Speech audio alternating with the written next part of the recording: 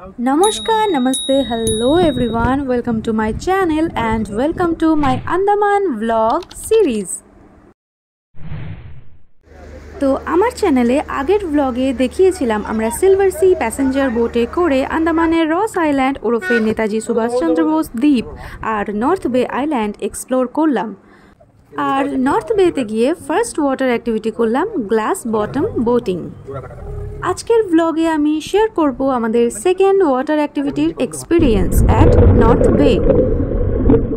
আন্দামানের এই north Bay island water অ্যাক্টিভিটির জন্য famous. এখানে আমাদের ফার্স্ট ওয়াটার অ্যাক্টিভিটির এক্সপিরিয়েন্স আগের ব্লগে শেয়ার করেছি, please check the description box. আজকে আমার সেকেন্ড ওয়াটার অ্যাক্টিভিটির এক্সপিরিয়েন্স শেয়ার করব।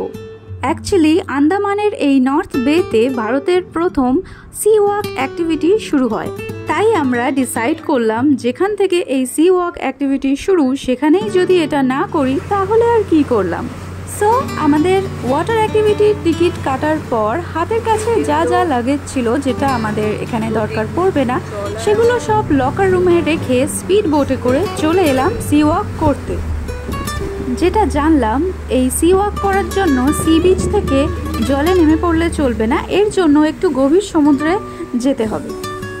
এই সি ওয়াকের জন্য জলের মাঝখানে একটা ফ্লোটিং স্টেশন থাকে যেখানে ওদের অ্যারেঞ্জমেন্টস অনুযায়ী স্পিড বোটে করে আমাদেরকে ড্রপ করা হলো।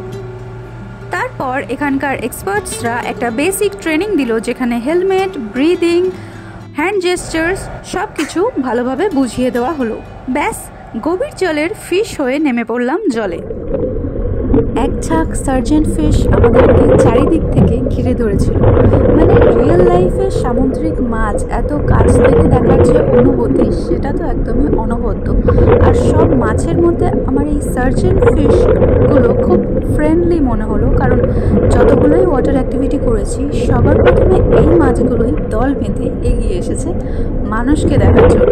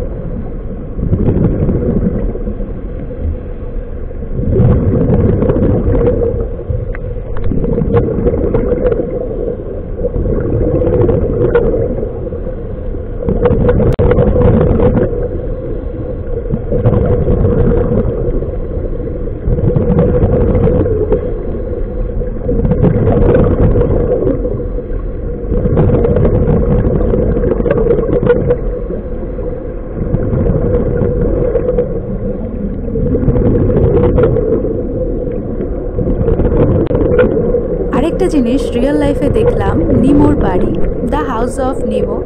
আমরা যারা যারা ফাইন্ডিং নিমো মুভিটা দেখেছি তো আমরা জানি নিমো একটা ক্লাউন ফিশের নাম ছিল ওই মুভিতে। তো রিয়েল লাইফে ক্লাউন ফিশরা কোন জায়গায় থাকে সেটা দেখলাম।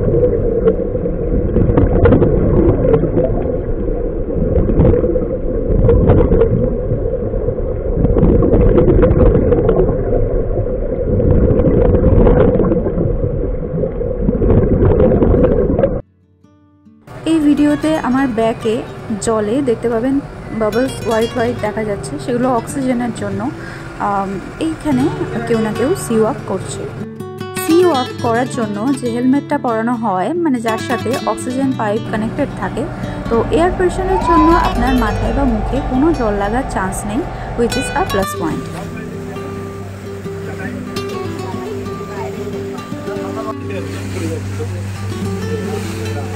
ওয়াটার অ্যাক্টিভিটি হয়ে যাওয়ার পর আবার স্পিড বোটে করে নর্থ বে আইল্যান্ডে ফিরে এলাম।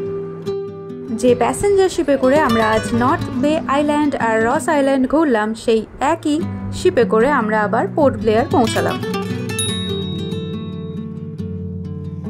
পোর্ট ব্লেয়ারে যখন পৌঁছালাম তখন সানসেটের সময় এত সুন্দর সানসেট একটা জেটি ঘাট থেকে দেখতে পেলাম।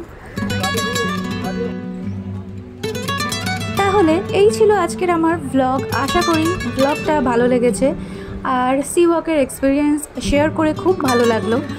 সো দেখা হচ্ছে নেক্সট ভ্লগে। Till then subscribe to my channel and take care.